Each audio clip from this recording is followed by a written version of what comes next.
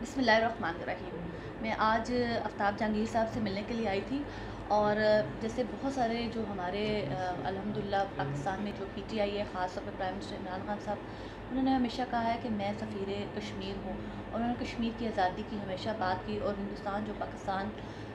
हिंदुस्तान जो है वो इस वक्त हमारे कश्मीरियों पे जिस तरह जुल्म कर रहा है उसके ख़िलाफ़ हमेशा उन्होंने बात की है। लेकिन आज मैं ये पूछना चाहती हूँ कि जिस तरीके से अमेरिका में देखें हालात ख़राब हैं, पूरी दुनिया कोरोना के साथ लड़ी है और चीन जो है वो लद्दाख में घुस चुका है। उनकी तो अपनी एक लड़ाई चल रही है, लेकिन दूसरी तरफ से भारत हमें धमकियाँ देता है कि वो आज़ाद कश्मीर पे हमला करेगा।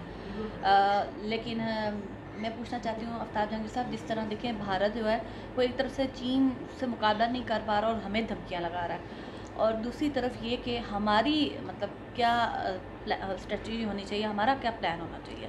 जी, बहुत शुक्रिया, आपने मुझे अपने प्रोग्राम के लिए मौका दिया। मुझसे देखिए, बात ये है कि भारत जो है इस वक्त वो अपने अंदरूनी तौर पे बेइंतहा इंतशार का शिकार है। सिर्फ़ कश्मीर चीन ही इसका मसला नहीं है, लद्दाख का अलावा जो उसके अंदर है तामिल हैं, उनके अंदर सिख की तहरीकें हैं, खालिस्तान की तहरीकें हैं या दूसरी तंजीमें हैं, वो भी बहुत ज़्यादा एक्टिव हुई हुई हैं इन दिनों में।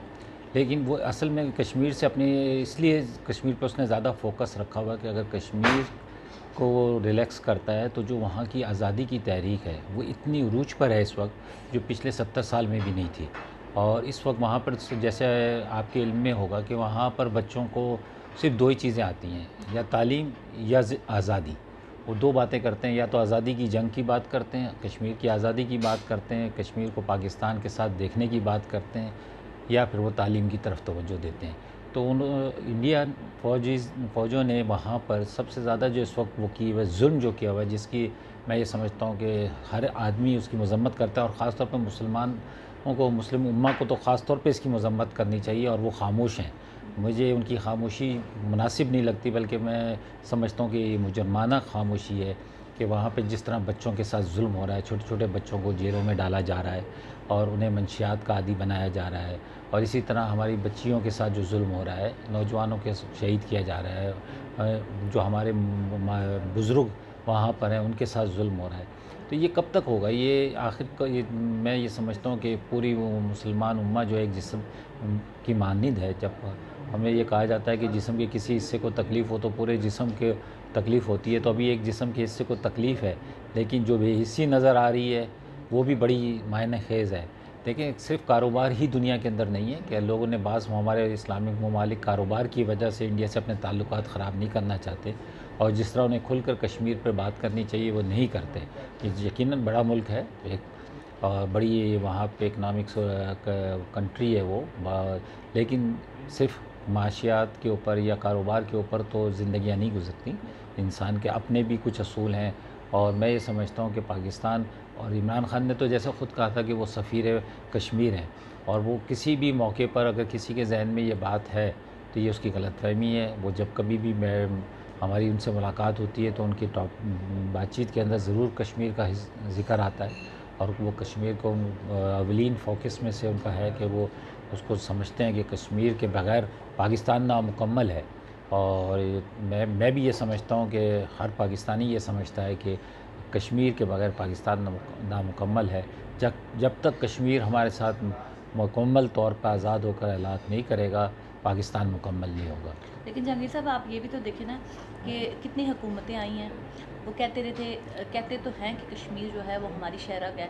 अब देखें, चाइना ने तो ये बात नहीं की कि लद्दाख हमारी शहरग है, उन्होंने अपनी फ़ौजों उतार दी वहाँ पे और उन्होंने जाके अपना कब्ज़ा कर लिया। आज हिंदुस्तान उनके घुटने पड़ा है कि आप लोग यहाँ से निकल जाएं, लेकिन वो अपना कब्ज़ा नहीं छोड़े। लेकिन हमारा जो मकबूजा कश्मीर है, जहाँ की ख़वातीन हमें पुकार रही हैं कि आप अपनी फ़ौजों को यहाँ पे भेजें और हमें आज़ादी दिलवाएं, तो क्यों हम लोग खामोश हैं?